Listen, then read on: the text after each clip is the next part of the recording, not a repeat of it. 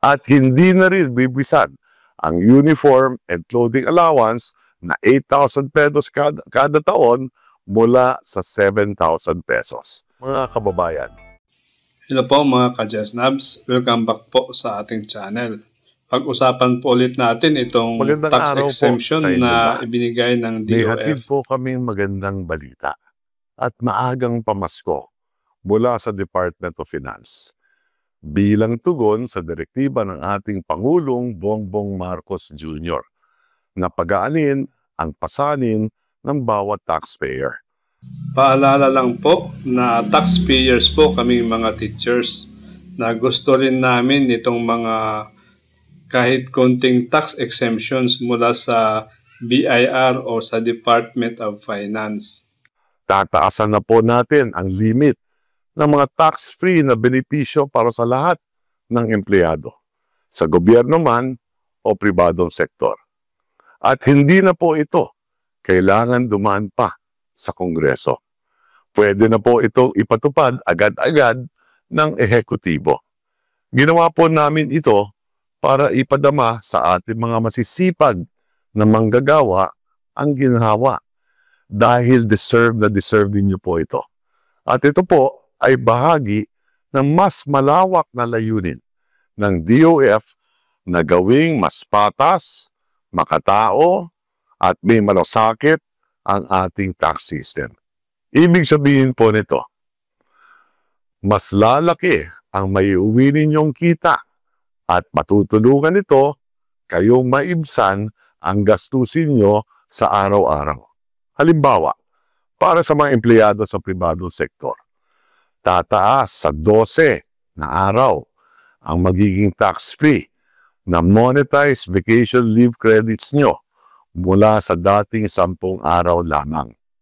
Para naman sa mga kawani ng gobyerno, mananatiling walang limit ang tax exemption sa monetized vacation at sick leave.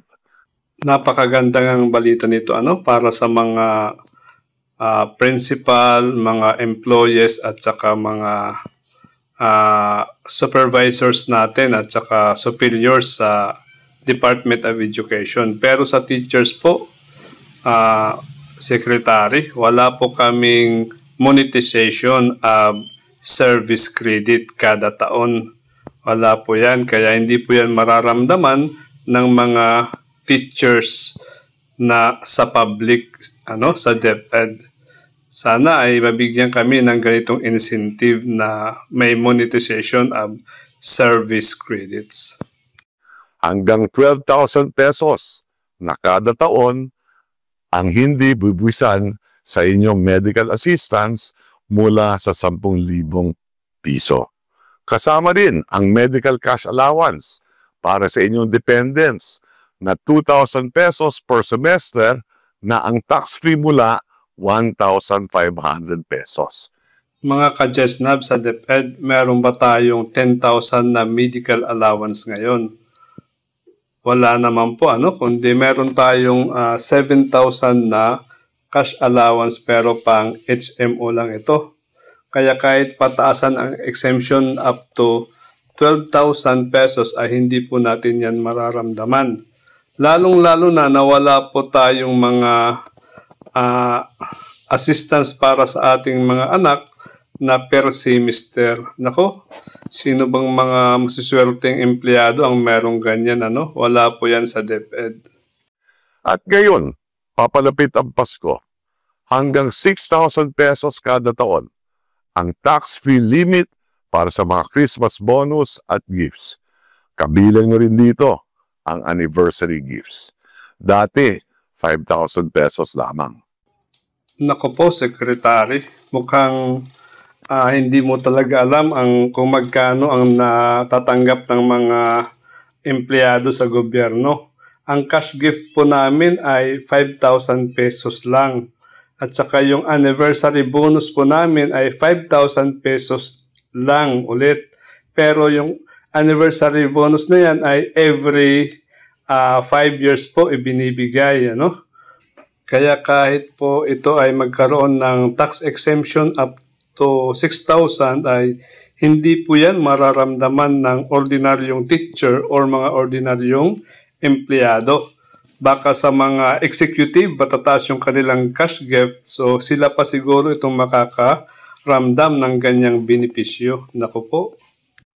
Para sa mga nag-o-overtime o night shift, ang meal allowance ay magiging tax-free na hanggang 30% ng minimum wage mula 25%. Ilan lang sa mga empleyado sa DepEd ang merong night shift at sure ako na hindi po ito sa mga teachers, ano? At saka, alam niyo po ba kung magkano ang natatanggap ng teachers kung nandun sila sa night shift o kung hindi man yan teacher, mga empleyado? Ito lang po ay 125% ng kanilang sahod. So kung itatax free mo yung kanilang meal allowance na 25% to 30%, saan kukunin yung 30%? Samantalang 25% lang naman yung meal allowance. Nako, ano ba ito? At hindi na rin bibisan ang uniform and clothing allowance na 8,000 pesos kada taon mula sa 7,000 pesos. Nako, Secretary, mukhang dito lang ako sasaya sa'yo. Tama po ba ang dinig ko na yung clothing allowance ay magiging 8,000 pesos mula 7,000 pesos?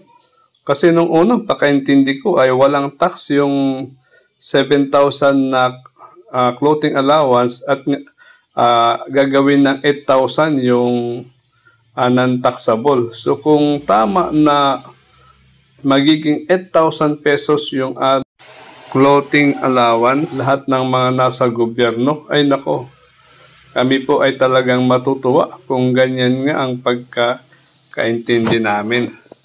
So pero kung yan ay tungkol pa rin sa tax, nako, 7,000 pesos lang po yung aming clothing allowance. Medyo lumilihis din kung ganun po, ano? Napakarami pa pong sakop nito. Ang tax-free limit ng rice subsidies ay 2,500 pesos per month mula 2,000 pesos. Ang laundry allowance ay walang tax kapag 400 pesos per month na dati 300 pesos. Ang Employee Achievement Award ay tax-free ng hanggang 12,000 pesos mula 10,000 pesos. Mahal na Secretary, yung mga nabanggit niyo pong mga benefits na yan ay wala po din yan sa mga teachers. Wala po kaming laundry allowance, wala din po kaming rice subsidy, at saka yan pong mga award na yan ay hindi po yan ibinibigay sa amin na cash ng DepEd. A certificate of recognition lang po para sa DepEd, ano? Sana kahit man lang doon sa clothing allowance na nabanggit ay tama po iyon, ano, na gagawin itong 8,000 pesos. Ang CBA at productivity incentive ay itinaas na rin ang hindi nabibisan sa 12,000 pesos mula 10,000 pesos. Lalong-lalo na nawala kami nitong CBA o itong collective bargaining agreement between teachers at saka DepEd. Wala po kami niyan. Siguro sa ibang mga kolehiyo, meron sila sa mga university at saka iba pa dyan na may mga union, ano? At saka sa performance incentives, ano? Meron po yung teachers PEI. Pero alam nyo ba kung magkano ito? 5,000 pesos lang po ang PEI namin. Kaya kahit pa kayo mag-increase ng tax incentive na 12,000 pesos ay hindi po namin yan mararamdaman. Naku po. Inatasan ko rin ang BIR na pag-aralan kung paano matutulungan ito na lang na ang maliliit tax withholding, na ano, kung ito ay mababawasan, sa pagdating yan na sa po yung paglipod aming at mararamdaman paglimit ng siguro. Sana nga ay Tinitingnan din mabawasan namin itong kung tax paano mas withholding mapapadali sa at aming mga mapapababa payslip para ang naman withholding mas tax rates tumaas yung para aming hindi na maging take-home komplikado pay. ang Dito lang po proseso muna para mga sa inyo. ka-Jesnabs. Ilan lamang Sorry, po ano? ito Bye-bye. sa mga